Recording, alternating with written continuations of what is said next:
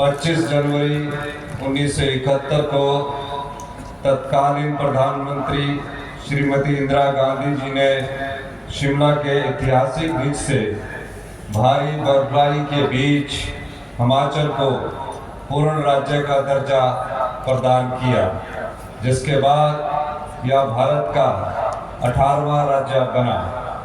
हिमाचल निर्माता एवं प्रथम मुख्यमंत्री डॉक्टर यशवंत सिंह परमार ने प्रदेश को पूर्ण राज्य का दर्जा दिलवाने में अहम भूमिका निभाई। इस अवसर पर मैं उन्हें सादर नमन करता हूँ। हमारी सरकार ने 11 दिसंबर 2022 को जन सेवा का दायित्व उठाया और सत्ता संभालते ही लोगों के कल्याण तथा हिमाचल को समृद्ध राज्य बनाने की दिशा में कार्य करना शुरू किया। हमारा संकल्प है कि हिमाचल आर्थिक रूप से आत्मनिर्भर बने और अगले 10 वर्षों में देश के सबसे अमीर राज्यों की सूची में शामिल हो। पिछले साल बरसात में इतिहास की सबसे बड़ी आपदा में जान और माल का भारी नुकसान हुआ। इस मुश्किल घड़ी में आपदा प्रभावित परिवारों को राहत पहुंचाने के लिए राज्य सरकार ने 4500 करोड़ रुपए का विशेष राहत पैकेज प्रदान किया और मुआवजा राशि 25 गुना तक बढ़ाई। पूरी तरह क्षतिग्रस्त पक्के और कच्चे घरों को दोबारा बनाने के लिए मुआवजा राशि 1,30,000 रुपये से बढ़ाकर 7 लाख रुपए की गई। प्रभावितों को पहली किस्त के रूप में 3-3 लाख रुपया जारी किए गए हैं। राहत शिविरों में रह रहे परिवारों को किराए पर मकान लेने के लिए ग्रामीण क्षेत्रों में 5,000 रुपया और शहरी क्षेत्रों में 10,000 रुपया देने के साथ साथ मुफ्त राशन और रसोई गैस की व्यवस्था की गई है। घर बनाने के लिए सीमेंट सरकारी दर पर दिया जा रहा है, जबकि बिजली व पानी के मुफ्त कनेक्शन का भी प्रावधान किया गया है। आपदा के दौरान हमारी सरकार ने राज्य में विभिन्न स्थानों पर फंसे 75,000 से अधिक पर्यटकों और 15,000 गाड़ियों को सुरक्षित निकाला। जिला लाहौल स्पीति के चंद्रताल में -4 डिग्री और 4 फुट ऊंची बर्फ में फंसे 303 पर्यटकों को एक मुश्किल अभियान चलाकर सुरक्षित बाहर निकाला गया। इस अवसर पर मैं अपने राजस्व मंत्री माननीय श्री जगत सिंह नेगी जी और हमारे CPS श्री संजय अवस्थी जी का विशेष रूप से धन्यवाद करना चाहूँगा कि उनकी अगुवाई में ये चंद्रताल अभियान को सफल बनाया गया। ओल्ड पेंशन बहाल करने की गारंटी को पूरा करते हुए हमारी सरकार ने पहली कैबिनेट मीटिंग में ही लगभग 1,36,000 कर्मचारियों को ओल्ड पेंशन की सौगात दी। जन जन तक पहुंचने के उद्देश्य से हमने सरकार गांव के द्वार कार्यक्रम शुरू किया है। हम गांव में जाकर जन समस्याओं का समाधान कर रहे हैं। कहा जाता था कि राजस्व मामले पीढ़ी दर पीढ़ी खत्म नहीं होते। ऐसे राजस्व मामलों को निपटाकर आम लोगों को राहत प्रदान की जा रही है। लोगों की सुविधा के लिए 30 अक्टूबर 2023 से पहली बार उप तहसील और तहसील स्तर पर विशेष इंतकाल राजस्व लोक अदालतों का आयोजन किया जा रहा है। अब तक रिकॉर्ड 65,000 से अधिक इंतकाल और 4,071 तकसीम के मामलों का निपटारा किया जा चुका है, जो लंबे समय से रुके पड़े थे। हिमाचल देश का पहला राज्य बना है जिसने अनाथ बच्चों व बेसहारा वर्गों के लिए कानून के तहत योजना बनाई है। मुख्यमंत्री सुख आश्रय योजना शुरू कर 4000 अनाथ बच्चों को चिल्ड्रन ऑफ द स्टेट के रूप में अपनाया गया है। सरकार ही इन बच्चों की माता और सरकार ही पिता है जो उनकी देखभाल तथा शिक्षा का जिम्मा उठा रही है। युवाओं को रोजगार देने के अवसर प्रदान करने के लिए अपने वादे को पूरा करते हुए 680 करोड़ रुपए की राजीव गांधी स्वरोजगार स्टार्टअप योजना शुरू की गई है। योजना के पहले चरण में ई टैक्सी खरीदने पर 50% सब्सिडी दी जा रही है। योजना का दूसरा चरण भी शुरू किया गया है जिसमें 100, 200 व 500 किलोवाट की सौर ऊर्जा परियोजनाएं स्थापित करने का प्रावधान है। इसमें लाभार्थी को 10% सिक्योरिटी 25 साल के लिए जमा करवाने पर 70% बैंक ऋण तथा 30% इक्विटी सरकार द्वारा दी जाएगी। सरकार ने इन परियोजनाओं से पैदा होने वाली बिजली आगामी 25 वर्षों तक खरीदने का निर्णय भी लिया है। इससे युवाओं को निश्चित आय के साधन मिलेंगे। विभिन्न सरकारी विभागों में 21,000 से अधिक पदों पर भर्ती की जा रही है। शिक्षा विभाग में अध्यापकों के 5,291, पुलिस विभाग में कांस्टेबल के 1226, जल शक्ति विभाग में विभिन्न श्रेणियों के 10,000 पद भरे जाएंगे। वन मित्र योजना के तहत 2061 वन मित्रों की भर्ती की जा रही है। स्वास्थ्य विभाग में 1450 पद भरे जाएंगे। इसी तरह पटवारियों के 874 पद भरे जा रहे हैं। लोक निर्माण विभाग में जूनियर इंजीनियर सिविल के 90 और वर्क इंस्पेक्टर के 25 पद भरे जा रहे हैं। बच्चों को गुणात्मक शिक्षा प्रदान करने के लिए नए शैक्षणिक सत्र से सभी सरकारी स्कूलों में पहली कक्षा से इंग्लिश मीडियम शुरू हो जाएगा। यह भी हमारी चुनावी गारंटी थी जिसे पूरा किया गया है। डॉक्टर यशवंत सिंह परमार विद्यार्थी ऋण योजना में विभिन्न वोकेशनल और तकनीकी कोर्सों के लिए विद्यार्थियों को 1% ब्याज दर पर 20 लाख रुपए तक का ऋण की सुविधा दी जा रही है। प्रदेश के सभी मेडिकल कॉलेजों में रोबोटिक सर्जरी शुरू करने के लिए 100 करोड़ रुपए का प्रावधान किया गया है। हर विधानसभा क्षेत्र में एक स्वास्थ्य संस्थान को आदर्श स्वास्थ्य संस्थान के रूप में अपग्रेड किया जा रहा है। अब तक 50 विधानसभा क्षेत्रों में आदर्श स्वास्थ्य संस्थानों में 6 विशेषज्ञ डॉक्टर तैनात किए जा चुके हैं। हमने जल विद्युत, हाइड्रोजन और सौर ऊर्जा का दोहन कर 31 मार्च 2026 तक हिमाचल को हरित ऊर्जा राज्य बनाने का लक्ष्य रखा है। हर विधानसभा क्षेत्र में 2 ग्रीन पंचायतें बनाई जा रही है। सरकार द्वारा ई वाहनों को बड़े स्तर पर प्रोत्साहित किया जा रहा है। सभी सरकारी विभागों में 1 जनवरी 2024 से ई वाहन ही खरीदने का प्रावधान किया गया है। मुझे आपको बताते हुए खुशी हो रही है कि प्रदेश में मार्च महीने के अंत तक 6 ग्रीन कॉरिडोर स्थापित करने का लक्ष्य रखा गया है। इसमें इलेक्ट्रिक वाहन चलाने वाले पर्यटक और स्थानीय लोग ई चार्जिंग स्टेशन का लाभ उठा सकेंगे तथा रेंज की चिंता किए बिना ई वाहनों का प्रयोग कर पाएंगे।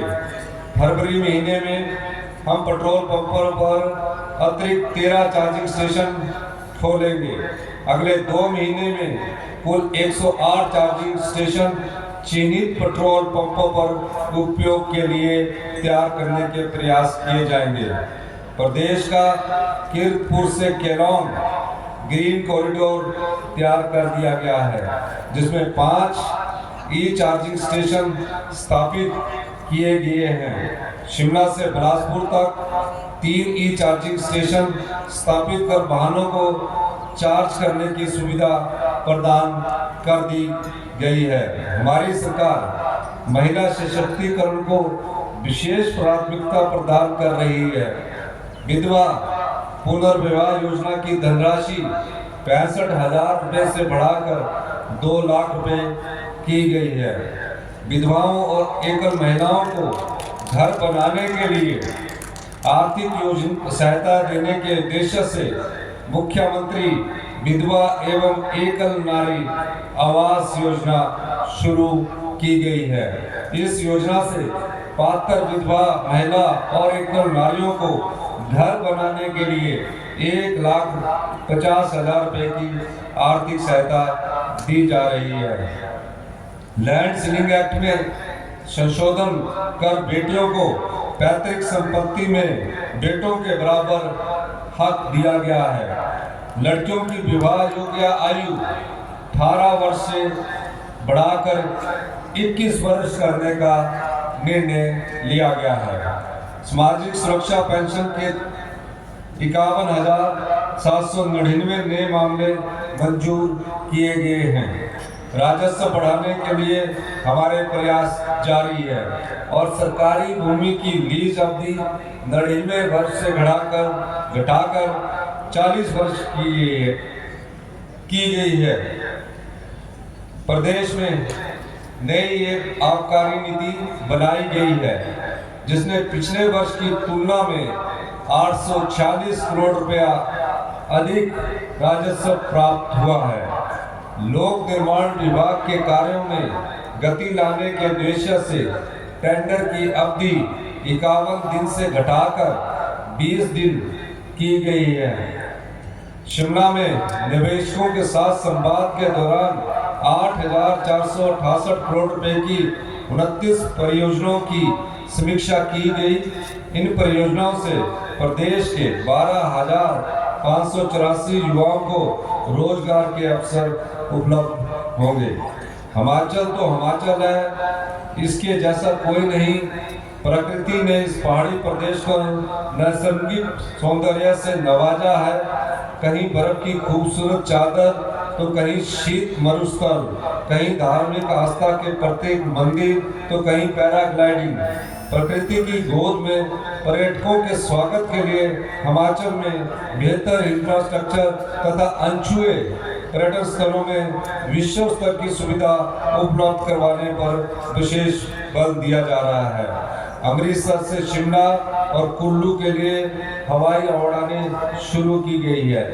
इस वर्ष 4 हेलीपोर्ट्स का निर्माण पालमपुर, रक्कड़, रिकांगपिओ और चंबा में किया जा रहा है। इसके लिए प्रत्येक हेलीपोर्ट बनाने के लिए 13 करोड़ रुपए स्वीकृत किए गए हैं। हम अब तक 750 किलोमीटर नई सड़कें बनाई गई है और 700 किलोमीटर सड़कें पक्की की गई। 43 नए पुल बनाए तथा 23 नए गांवों को सड़क सुविधा से जोड़ा गया है। पहली बार बागवानों से सेब किलो के हिसाब से खरीदा गया। अगले साल से यूनिवर्सल कार्टन उपलब्ध करवाया जाएगा ताकि बागबानों को उचित दाम मिल सके। सेब, आम और नींबू प्रजाति के फलों के समर्थन मूल्य में 1.5 रुपए से 2.5 रुपए तक की ऐतिहासिक वृद्धि की गई है। 500 करोड़ रुपए की हिमगंगा योजना शुरू की गई है, जिससे किसानों से दूर लेकर चिलिंग पॉइंट तक ले जाने की सुविधा प्रदान की जाएगी। किसानों की आय बढ़ाने के लिए दूध के दामों में 6 रुपए की ऐतिहासिक वृद्धि की गई है। 1292 करोड़ रुपए की HP शिवा परियोजना के पहले चरण के लिए लगभग 400 क्लस्टरों में 6,000 हेक्टेयर भूमि पर बगीचे स्थापित किए जाएंगे। इसमें 15,000 किसान बागवानों को लाभ होगा। परियोजना में सौर बाड़बंदी तथा सिंचाई सुविधा का भी प्रावधान है। मनरेगा के तहत मजदूरों की दिहाड़ी सामान्य क्षेत्र में 224 से बढ़ाकर 240 रुपये तथा जनजातीय क्षेत्रों में 280 से 294 रुपये की गई है। भाइयों और बहनों, प्रदेश के समान और तेज विकास के लिए हम हर संभव प्रयास कर रहे हैं। मंडी जिले का विकास भी सरकार की प्राथमिकताओं में शामिल है। मुझे इस बात की खुशी है कि हमारी सरकार ने ओल्ड पेंशन बहाल करने का जो निर्णय लिया है, उससे मंडी जिले के 1150 कर्मचारी लाभान्वित हुए हैं। मंडी जिले में सुख आश्रय योजना के तहत 479 लाभार्थी है, जिनमें से 38 धर्मपुर विधानसभा क्षेत्र से संबंध रखते हैं। पिछले साल मानसून में आई आपदा से धर्मपुर सब डिवीजन के तहत 80 लोगों के घर पूरी तरह क्षतिग्रस्त हो गए, जिन्हें प्रदेश सरकार ने 2 करोड़ 40 लाख रुपए की आर्थिक मदद की है। 144 लोगों के कच्चे घरों को आंशिक क्षति हुई, जिन्हें 1 करोड़ 29,60,000 रुपए की सहायता प्रदान की गई है। जिन लोगों के पक्के घरों को आंशिक नुकसान हुआ, उन्हें 1 करोड़ 9,37,500 रुपए की सहायता दी गई है। इसी तरह फसलों और पशुओं को हुए नुकसान के लिए भी सरकार ने आर्थिक मदद प्रदान की है। कुल मिलाकर धर्मपुर उपमंडल में प्राकृतिक आपदा से प्रभावित लोगों को 6 करोड़ 14,99,600 रुपए की आर्थिक मदद प्रदान की गई है। इस अवसर पर मैं माननीय स्थानीय विधायक के अनुरोध पर जो संडोल क्षेत्र है, यहाँ डीएसपी ऑफिस धर्मपुर में खोलने की घोषणा करता हूँ। धर्मपुर में खोलने की घोषणा करता हूँ। इनकी ही मांग पर नगर पंचायत धर्मपुर और संदोल को बनाने की घोषणा करता हूँ। संदोल वाया मणि धर्मपुर, संदोल बाड़ा सिव धर्मपुर को मैं दोनों रोड्स के लिए, जो कि काफी मुश्किल रोड है जब सुजानपुर से संदोल और इस धर्मपुर की तरफ आते हैं, सड़क की अपग्रेडेशन के लिए 10-10 करोड़ रुपए देने की घोषणा करता हूँ। बाबा कमलाऊ टेम्पल ब्यूटिफिकेशन के लिए मैं 3 करोड़ रुपए देने की घोषणा करता हूँ। CH बिल्डिंग तीरा के लिए 1.5 करोड़ रुपए देने की घोषणा करता हूँ। कंबाइंड ऑफिस बिल्डिंग संदोल के लिए 1.5 करोड़ रुपए देने की घोषणा करता हूँ। Multiple hall at GDC Dharampur के लिए 1.5 करोड़ रुपए देने की घोषणा करता हूँ। कंबाइंड ऑफिस बिल्डिंग धर्मपुर के लिए भी 1 करोड़ रुपए देने की घोषणा करता हूँ। सिविल हॉस्पिटल धर्मपुर के लिए 50 लाख रुपए देने की घोषणा करता हूँ। सिविल हॉस्पिटल संदोल के लिए भी 50 लाख रुपए देने की घोषणा करता हूँ। Sports hostel girls basketball GDC सरका घाट के लिए भी स्पोर्ट्स और गर्ल्स के लिए जो स्पोर्ट्स हॉस्टल है उसको भी देने की घोषणा करता हूँ। जल शक्ति के द्वारा जो चैनलाइजेशन होना है उसके लिए भी 19.80 करोड़ SDRF में, 5 करोड़ CRF में देने की घोषणा करता हूँ। PG क्लासेस जो कि जियोलॉजी MSc GDC सरका घाट में और English economics and Hindi GDC Dharampur में देने की भी मैं घोषणा करता हूँ। मैं क्योंकि आज़ादी के बाद और हिमाचल बनने के बाद ये पहली बार पूर्ण राज्यत्व दिवस धर्मपुर विधानसभा क्षेत्र में हो रहा है। इसके लिए मैं माननीय स्थानीय विधायक श्री चंद्रशेखर जी का भी धन्यवाद करना चाहूँगा कि जिन्होंने आज मेरे पास आकर बार बार ये अनुरोध किया कि जिला हेडक्वार्टर से इस बार आप ग्रामीण क्षेत्र में ये पूर्ण राज्यत्व दिवस मनाइए, जिसमें मैं इनके लिए एक बार और आभारी हूँ। और इन्होंने कहा है कि जो हमारे महिला समूह है और महिलाएं धर्मपुर में पुरुषों से अधिक कंधे से कंधा मिलाकर कार्य करती है। 2000 जो महिला समूह मंडल है उनको मैं 20,000 रुपये देने की भी घोषणा करता हूँ।